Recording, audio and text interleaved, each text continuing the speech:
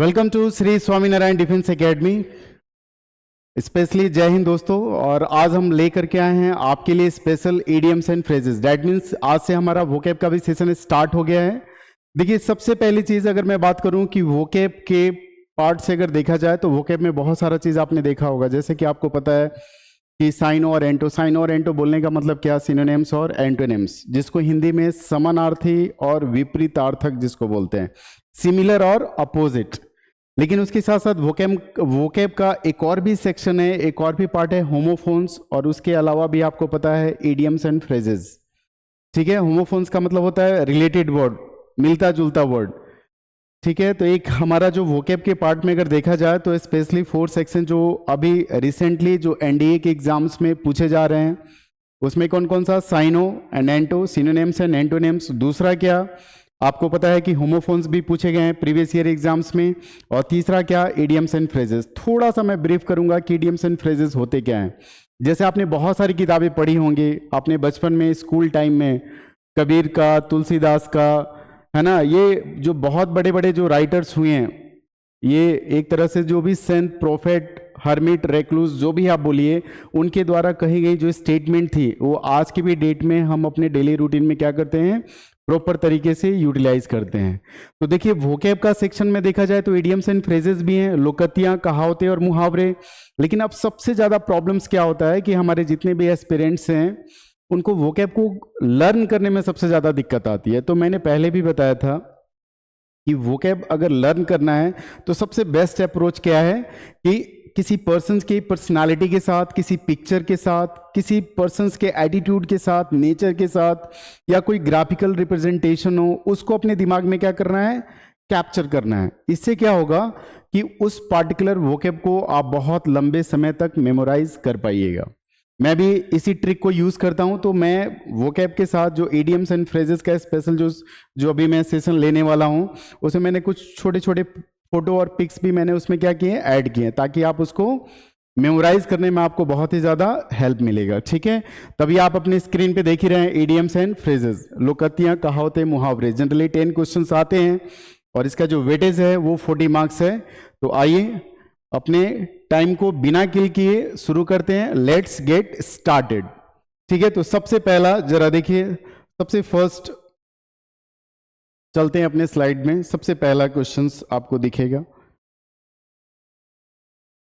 पढ़िए जरा। यहां पे क्या लिखा है? Idioms, after one's own heart. After one's own heart, that means क्या? अब यहां पे आपके पास ऑप्शंस है शेयरिंग और हैविंग वंस टेस्ट और व्यूज। दूसरा आपके पास ऑप्शंस है infatuations with a person which is not reciprocated, और थर्ड है memorize something by heart, और don't have the courage to do something bad persons whatever। अब जरा देखिए यहां पे क्या है कि राइट आंसर क्या होगा। तो राइट आंसर कैसे होगा कि यहां पे पहले ही बोला है क्या कि after one's own hurt.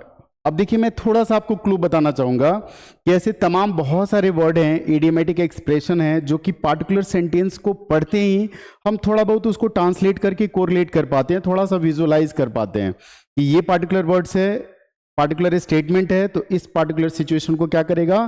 Correlate करेगा या फिर इंडिकेट करेगा। तो थोड़ा बहुत, लेकिन अगर हम इडियम्स को या एडियोमेटिक एक्सप्रेशंस को अगर टोटली कोशिश करें कि उसको ट्रांसफॉर्म कर लें, ट्रांसलेट कर लें, तो इट्स नॉट पॉसिबल। ये कभी पॉसिबल होगा ही नहीं। तो सबके अपने स्पेसिफिक इंडिविजुअल मीनिंग होते हैं, तो उसी चीज को हमें क्या करना है? समझना है और अच्छे से लर्न करना है। तो थोड़ा सा इसको पिक्चर के पॉइंट ऑफ व्यू से, ग्राफिकल रिप्रेजेंटेशन के पॉइंट ऑफ व्यू से इसको हम समझेंगे। तो आइए जरा, क्या लिखा? आफ्टर वंस ऑन हर्ट, क्या होगा आंसर? बताइए मुझे। अभी तो दिख रहा होगा बोर्ड पे क्वेश्चंस, और ये सारे के सारे जो इडियोमेटिक एक्सप्रेशंस हैं एग्जाम के पॉइंट ऑफ व्यू से बहुत ही ज्यादा क्या है? इंपॉर्टेंट है। ठीक है, इसका राइट आंसर क्या होगा? शेयरिंग और हैविंग वंस टेस्ट और व्यूज। कहने का मतलब क्या कि यहां पे आप एक पिक्चर देख रहे होंगे, आपको एक पिक्चर नजर यहां पे आ रहा होगा। आपने ये 3 इडियट मूवी तो देखा ही होगा।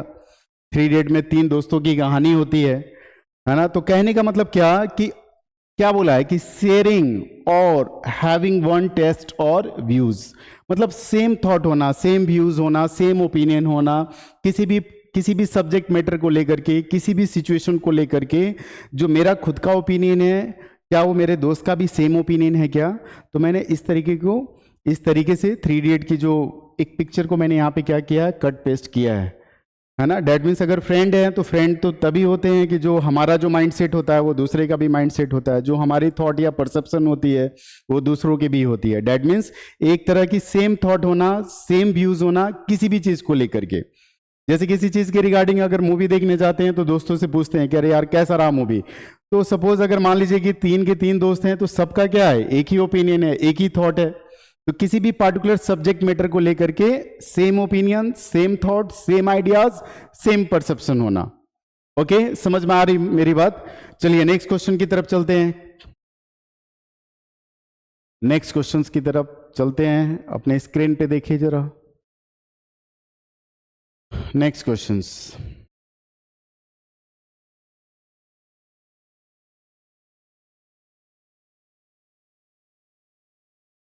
चलिए क्या लिखा है, pull the wool over someone eyes. अब यहां पे जरा इडियम्स पढ़िए, क्या लिखा है, pull the wool over someone eyes. आपने एक कहावत तो सुनी होगी कि pull the wool over someone eyes. बताइए जरा मुझे इसका आंसर क्या होगा। ऑप्शंस आपको दिख रहा है, to protect someone, to keep oneself warm, deceive someone by telling lies, और डी ऑप्शन में दिख रहा है, to pretend to be the blind to the other person's bad behaviour. अब यहां पे जरा मुझे बताइए, जल्दी से फटाफट आंसर करना है क्योंकि सारे के सारे इडियम्स इंपॉर्टेंट है। कोई मुझे बताएगा, pull the wool over someone eyes. आपने एक बहुत ही फेमस इडियम सुना होगा, किसी की आंखों में धूल झोंकना। तो किसी की आंखों में धूल झोंकना, इसका मतलब ये थोड़ी है कि धूल उठाया और किसी की आंखों में डाल दिया। किसी की आंखों में धूल झोंकने का मतलब ये है कि किसी को क्या करना, चीट करना, टू डिसीव। क्या करना, चीट करना, किसी के साथ फ्रॉडुलेंट करना, किसी के साथ ट्रेचरस एक्टिविटीज होना, या फिर हाइपोक्रिटिकल टाइप का एक्टिविटीज होना। किसी को भी किसी भी तरीके से अगर हम चीट कर रहे हैं, धोखा देने का काम कर रहे हैं, तो उस कंडीशन में एक पार्टिकुलर, एक appropriate idioms we have to use. क्या यूज करेंगे, pull the wool over someone eyes, यानी कि घुमा फिरा करके एक ही तरीके से बोला जाएगा कि किसी को क्या करना, चीट करना, धोखा देना। तो यहां पे आपको अच्छे से पता है कि राइट आंसर क्या होना चाहिए, option C. That means deceive someone by telling lies। अब जरा देखिए इसके रिगार्डिंग, अगर मैं कुछ और भी ऐसे लोग के लिए ना, कुछ और भी इडियोमेटिक एक्सप्रेशंस होते हैं ऐसे लोग के लिए, हम लोग बोलते हैं बैड एग्स भी बोलते हैं। क्या बोलते हैं, बैड एग्स। अब बैड एग्स का मतलब ये नहीं हुआ कि खराब अंडा। अगर इसको ट्रांसलेट किया जाए, बैड एग्स का मतलब आप ये मत समझ लीजिएगा कि बैड एग्स का मतलब होता है खराब अंडा। बैड एग्स का मतलब होता है, ये जो वर्ड यूज करेंगे इसके लिए एक पार्टिकुलर वर्ड भी होगा, क्या, हाइपोक्रिटिकल पर्सन बोलते हैं। हाइपोक्रिटिकल, हाइपोक्रिटिकल बोलिए, बहुत सारे वर्ड हैं, फ्रॉडुलेंट भी बोल सकते हैं, फ्यूगेटिव भी बोल सकते हैं। फ्यूगेटिव का मतलब क्या होता है, भगौड़ा। फ्यूगेटिव का मतलब वो होता है कि जिसको हम बोलते हैं कि a person who runs away from the justice and law. जैसे फॉर एग्जांपल, कोई पर्सन कोई बहुत बड़ा हीनियस क्राइम किया और उसके ऊपर कोई भी आईपीसी एक्ट, कोई भी उसके ऊपर कोर्ट के द्वारा कोई भी उसके ऊपर एक्ट लगा, ठीक है, जो भी उसने रूल्स को, किसी भी रूल्स को उसने ब्रेकआउट किया हो, ठीक है, जो भी प्रोटोकॉल्स, रूल्स, रेगुलेशंस को, या फिर कुछ अलग इल एक्टिविटीज किया हो, और फिर कोर्ट के द्वारा उसके ऊपर क्या होता है, समन्स जारी किया जाता है और उसके ऊपर एलिगेशंस लग जाता है, तो पर्सन जो है कोर्ट में पेश ना होकर के ना भागते फिरता है। ऐसे लोग के लिए वर्ड होता है फ्यूगिटिव। जैसे फॉर एग्जांपल आपने सुना होगा Nirav Modi. If I am going to discuss about the Nirav Modi, Mehul Choksi, Vijay Mallya, इनको मैं क्या बोलूंगा, फ्यूगिटिव पर्सन।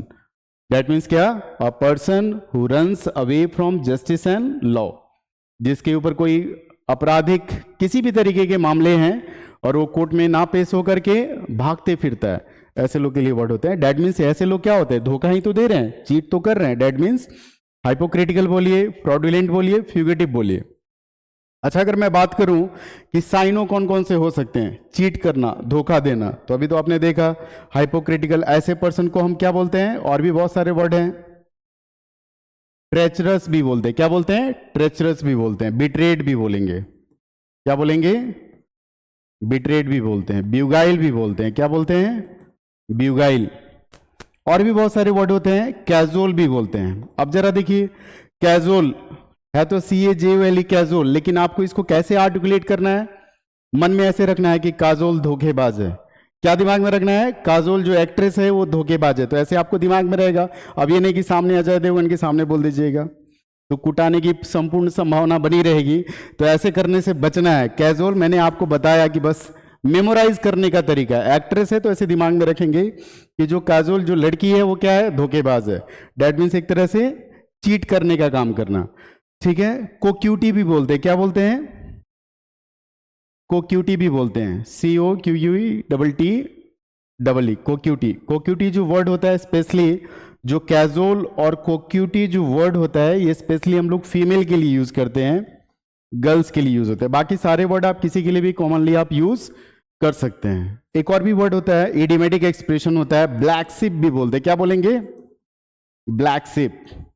अब ब्लैक शिप मतलब ये नहीं कि काले रंग की भेड़ हो गई। ब्लैक शिप का मतलब ये होता है कि कोई भी ट्रेचरस गर्ल है ना, कोई भी लड़की जो चीट करती है किसी के साथ, यानी कि एक तरह से किसी के साथ क्या करना? धोखा देना।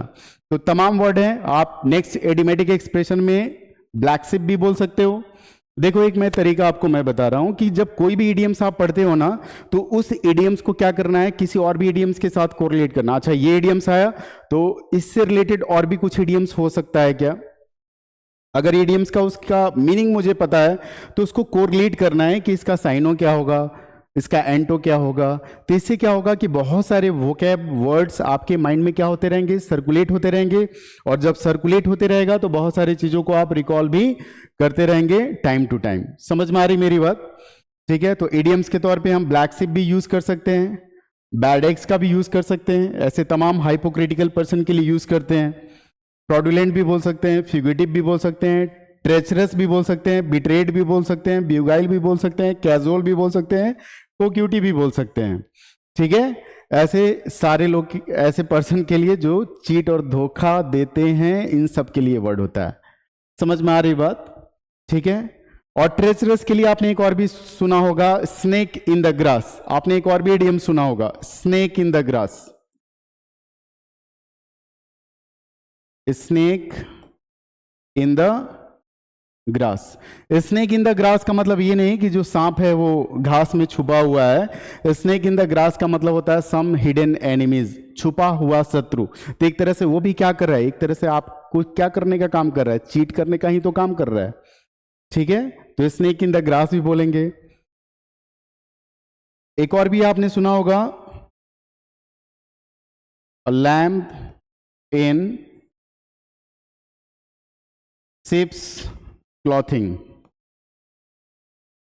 लैम्प इन शिप्स क्लॉथिंग, यानी कि कहने का मतलब क्या कि लैम्प इन शिप्स क्लॉथिंग का मतलब है क्या कि पर्सन कोई और है और अपने आप को रिप्रेजेंट कर रहा है किसी और तरीके से। यानी कि डैट मीन्स क्या, आप अपने रियल लाइफ में कुछ और हैं और अपने समाज या सोसाइटी के सामने अपने आप को आप कुछ और तरीके से रिप्रेजेंट कर रहे हैं। तो डैट मीन्स ये भी क्या है? एक तरीके से दूसरे को क्या करना? चीट करना, डिसीव करना, धोखा देना। ठीक है। तो उम्मीद करता हूं कि आपको ये सारी चीजें समझ में आई होंगी। चलिए नेक्स्ट क्वेश्चन की तरफ चलते हैं। अच्छा एक और चीज मैं बताना चाहूंगा कि कुछ लोग ऐसे भी होते हैं ना कि जो बार बार झूठ बोलते रहते हैं। उसके लिए एक और इडियम्स होता है जो बार बार, उसको बोलते हैं कि जो सच को छुपा लेते हैं, जो सच्चाई को क्या करते हैं? छुपा लेते हैं। तो जो सच को छुपा लिया तो डैट मीन्स एक तरह से वो भी क्या कर रहा है? चीट करने का ही तो काम कर रहा है ना। तो ऐसे लोग को हम बोलते हैं, इसके लिए एक और होता है टू बेंड द ट्रूथ। क्या बोलेंगे? To bend the truth. To bend the truth. Truth का मतलब तो पता है, सच्चाई। और बैंड का मतलब क्या होता है? किसी चीज को मोड़ देना। तो टू बैंड द ट्रूथ का मतलब होता है कि सच्चाई को क्या करना? छुपा लेना। एक तरह से दूसरों को क्या करना? चीट करना, डिसीव करना। तो ऐसे तमाम वर्ड्स को आपको दिमाग में रखना पड़ेगा। साथ ही साथ मैंने क्या बोला था कि कोई भी एक पिक्चर, एक ग्राफिकल रिप्रेजेंटेशन के साथ चीजों को आपको बहुत अच्छे से समझने की जरूरत है। जैसे आपने एक मूवी देखी होगी स्पेशल 26, है ना? स्पेशल 26 मूवी आई थी जिसमें हमारे बिहार के ही हैं मेन हीरो। आपने देखा होगा मनोज बाजपेयी भी थे और अक्षय कुमार भी थे। तो इनकी पूरी एक सीबीआई की टीम बना लेते हैं और हर जगह पे as a fake CBI officers बन करके क्या करते रहते हैं? रेड मारते रहते हैं। ठीक है। और जब रेड मारते हैं तो फिर उसके एवज में क्या करते हैं, पैसे को डिमांड करते हैं, यानी कि वो पैसा या जो भी कुछ है ना, वो जहां पे भी रेड मारते हैं तो सारे पैसे को क्या करते हैं, अपने पास रख लेते हैं। तो एक तरह से ये क्या एक्टिविटीज हो रही है, चीट करने का ही तो काम कर रहे हैं। फिर बाद में सारा इन्वेस्टिगेशन और इंटरोगेट हो रहा है ना। जो मेन ऑफिसर्स हैं मनोज बाजपेयी जी, है ना, फाइनली इंटरोगेट करके और फाइनली मेन असेसमेंट करके फाइनली कंक्लूजन पे पहुंच रहे हैं कि अच्छा, यानी कि फ्रॉडुलेंट में आपने देखा होगा कि जो मेन है पर्सन लीड रोल में अक्षय कुमार, तो ऐसे दिमाग में रख सकते हैं कि नहीं रख सकते हैं। ठीक है, तो ऐसे सारी चीजों को आपको दिमाग में ऐसे किसी भी चीज के साथ, खास करके पिक्चर, जो भी पिक्चर्स हैं, ग्राफिकल रिप्रेजेंटेशन है, आपको ऐसे दिमाग में आपको रखना है। ऐसे क्या होगा कि धीरे धीरे वोकैब को लर्न करने की कैपेबिलिटी आपके अंदर क्या होगा, इंप्रूव होगा, इनहेंस होगा। ओके, तो चलिए नेक्स्ट क्वेश्चन के ऊपर चलते हैं। नेक्स्ट क्वेश्चन के ऊपर चलते हैं।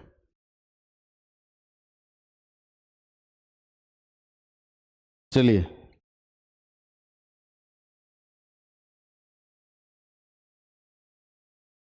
पढ़िए जरा क्या लिखा, और मुझे जवाब भी चाहिए, फटाफट जवाब भी करना। एट समबडीज एक्सपेंस, इसमें तो मुझे नहीं लगता है कि इतना ज्यादा टाइम आपका जाएगा, क्योंकि सेंटेंस को, इडियोमेटिक एक्सप्रेशन को पढ़ते ही फटाफट आप इतना तो आइडिया और सेंस तो लगा ही सकते हैं कि ये पार्टिकुलर जो इडियोमेटिक एक्सप्रेशन है किसको रिफर कर रहा है। एट समबडीज एक्सपेंस, किसी और के खर्चे पे।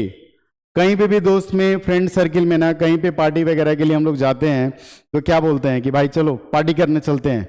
लेकिन पार्टी करने तो चलते हैं, लेकिन सवाल ये उठता है कि उसका पैसा कौन भरेगा। तो कोई दोस्त बोलता है अरे यार चलो ना, इतना क्यों टेंशन लेना भाई, चलो मैं तो हूं ना, मैं पे करूंगा, चलो क्या खाना है, जो खाना होगा बताना, है ना। तो कहने का मतलब क्या कि दूसरे के खर्च पे, तो दूसरे के खर्च पे आप जरा चले आइए, सीधा ऑप्शन पे आते हैं। ऑप्शन पे आते हैं, जरा देखिए क्या लिखा है, पेड फॉर बाय समवन और to blame a crime on the someone else. Crime वाली तो कोई बात ही नहीं है, तो बी ऑप्शन आपका नेग्लेक्ट हो गया। फिर क्या बोला, the unlucky persons lays a race, dash में अनलकी और लकी वाली यहाँ पे कोई सिचुएशन ही नहीं है। If one person benefits it is always at the loss of another, इसका भी कोई रोल नहीं है। डेट मीन्स क्या, ये तो बहुत ही सिंपल था, पेड फॉर बाय समवन, किसी और के द्वारा। अब जरा देखिए, पैसा है, कोई और पे कर रहा है, तो अपने को खाने में क्या दिक्कत है। बट ऐसा नहीं होना चाहिए, कभी कभी खुद से भी पे कर देना चाहिए। आ रही मेरी बात समझ में, एट समबडी एक्सपेंस, ठीक है, दूसरे के खर्चे पे कुछ भी करें, वॉट एवर। चलिए, तो बहुत ही सिंपल था। नेक्स्ट आते हैं अपने क्वेश्चंस के ऊपर, नेक्स्ट अपने क्वेश्चंस के ऊपर आते हैं।